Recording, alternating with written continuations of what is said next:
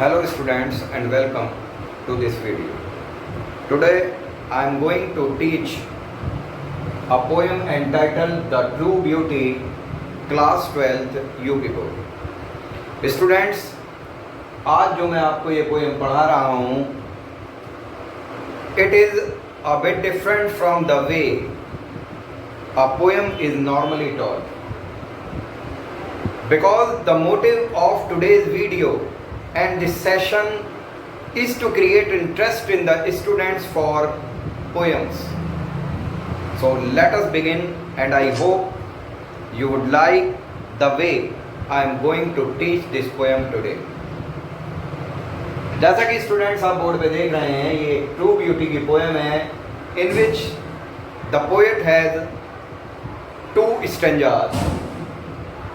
One stanza, he that loves a rosy cheek से लेके waste away पर समाप्त होता है. Second stanza, but a smooth and stead fast mind से लेके आइज पर समाप्त होता है.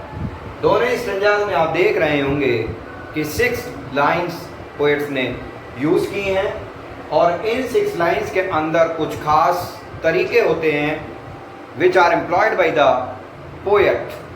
तो पहला हम एक न्यू थिंग देखते हैं पोएम में कि पोएट्स जो होते हैं वो पोएम में राइम स्कीम्स यूज करते हैं और उस लिरिक को मेमोरेबल बनाने के लिए, इंटरेस्टिंग बनाने के लिए he employs some techniques so that his poem may become a masterpiece. चलिए देखते हैं वो कौन कौन सी टेक्निक्स, वो कौन कौन से थिंग्स हैं जो पोएट नॉर्मली यूज करते हैं. पहले हम थिंग्स देखते हैं कि हम पोएम में देखते हैं कि प्रत्येक पंक्ति में पोएट ने कितने सिलेबल यूज किए हैं. But before I start you must understand what a syllable is. जैसा कि आप बोर्ड पे राइट साइड में देख रहे होंगे स्टूडेंट्स, सिलेबल की मैंने डेफिनेशन यहाँ पे लिखी है. ये सिंगल यूनिट ऑफ स्पीच होती है. इसका मतलब होता है अ वर्ड और ए पार्ट ऑफ ए वर्ड. एक शब्द या उस शब्द, एक शब्द के अंदर कई सिलेबल भी हो सकते हैं. Word that contains one vowel sound. एक वर्ड ऐसा है जैसे टेक अगर हम लेते हैं तो इसमें 1 सिलेबल है. बट अगर मैं कहता हूं आपसे टेकिंग, फॉर एग्जाम्पल मैंने कहा टेक, तो इसमें 1 सिलेबल हुआ. और मैंने कहा अगर आपसे स्टूडेंट्स टेकिंग, तो इसमें एक ये सिलेबल हुआ, एक ये हुआ. तो इसमें ये हो गया कि आपके इसमें 2 सिलेबल हो गए.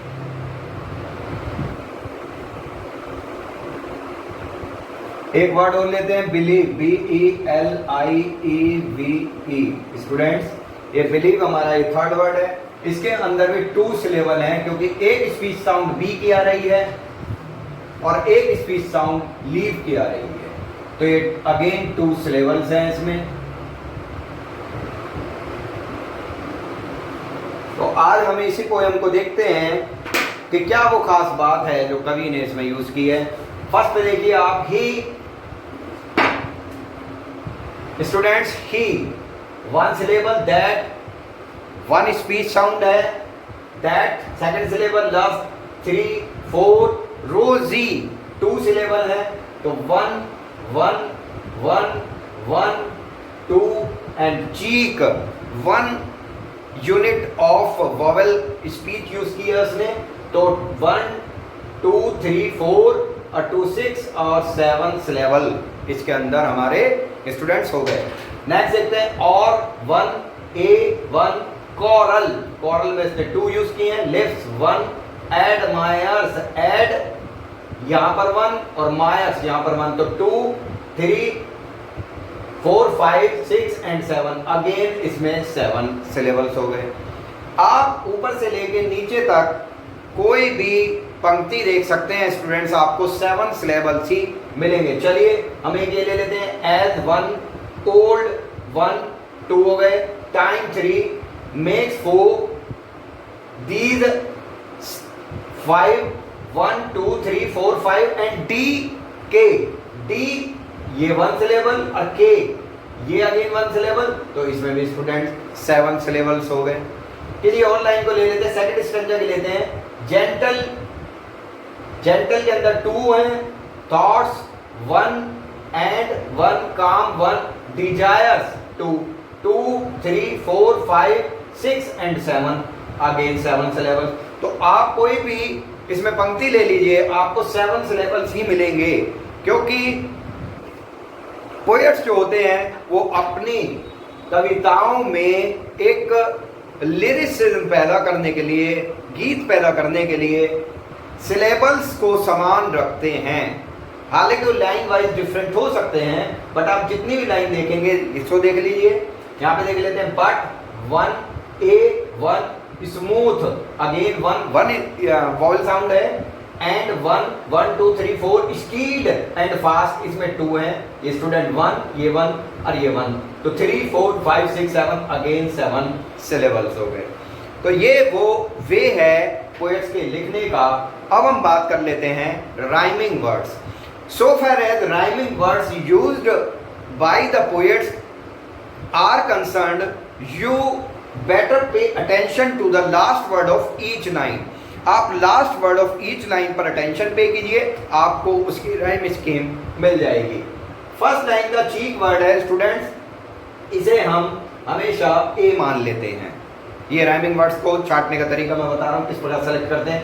एडमायर्स बिल्कुल स्पीच, इसके जो वॉवल साउंड है इस वॉवल साउंड से मेल नहीं खाती, तो इसे हम बी कर लेते हैं स्टूडेंट। थर्ड देखिए, चीक एंड सीक, इन दोनों की राइम स्कीम सेम है, ई की साउंड आ रही है दोनों वर्ड्स में, इस वजह से इसे भी हम ए मानेंगे। फोर्थ लाइन का देखिए, फायर्स, एडमायर्स मायर्स फायर्स, दोनों की जो वॉवल साउंड है स्टूडेंट्स वो सेम है, तो अगेन इसे हम बी कर लेंगे। नेक्स्ट देखिए, दीज डीके, के ए की साउंड है स्टूडेंट्स, ए की साउंड ऊपर की 4 लाइंस के लास्ट वर्ड्स में कहीं भी नहीं है, इस वजह से इसे हम सी मान लेंगे। एंड डी के एंड वे, दोनों की स्पीच जो वॉवल साउंड है अगेन स्टूडेंट सेम है, इस वजह से हम सी मान लेंगे। तो इसकी राइम स्कीम हो गई A B C C, A B A B C C, ये हो गए स्टूडेंट। अब हम सेकंड स्ट्रेंजा की राइमिंग वर्ड्स देखते हैं। ये देखिए students, mind desires, combined, mind combined, same sound है students. Desires fires, again B की साउंड सेम है। एंड डेस्पाइज पाइज आईज, दोनों की rhyming words same vowel sound दे रहे हैं, इस वजह से अगेन ये ए, डिजायर्स ये B, combined mind and combined ये अगेन ए, और डिजायर्स फायर्स ये बी, और डेस्पाइज सी एंड सी, तो ए बी सी सी। तो स्टूडेंट सेकंड स्ट्रेंजा में भी पोएट ने यही राइमिंग स्कीम यूज की है, ए बी सी सी। तो स्टूडेंट देखिए, इस पोएम को पढ़ने में आपको लग रहा होगा कि कुछ डिफरेंट हमने आज इसमें खोजा कि किस प्रकार पोएट्स राइमिंग वर्ड्स यूज करते हैं। एक और इंटरेस्टिंग फैक्ट पोएम के बारे में मैं आपको बताऊंगा, वो ये होता है कि अपने राइमिंग वर्ड्स को सेट करने के लिए स्ट्रक्चर ऑफ द सेंटेंस जो होता है पोएट में चेंज कर देते हैं। यहाँ पर देखिए, ही दैट लव्स ए रोजी चीक, और यहाँ पर अगर हम एडमायर्स वर्ड यूज कर रहे हैं स्टूडेंट्स, तो ये हमारे लिए इजी हो जाएगा, और एडमायर्स ए कोरल लिप्स। तो स्टूडेंट्स ये जो स्ट्रक्चर हो गया, एक प्रोज का स्ट्रक्चर हो गया, but in order to use rhyming words और to produce greater effect in his lyric, poet uses and changes the structure of his sentences so that it may become a lyric। तो यहाँ पर देखिए कि advance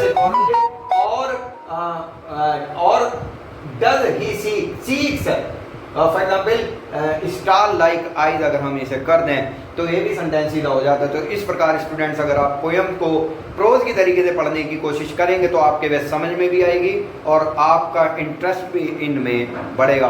that's all in this video students. I will come back with a new poem and with a different technique. That's all in this video students. Thank you.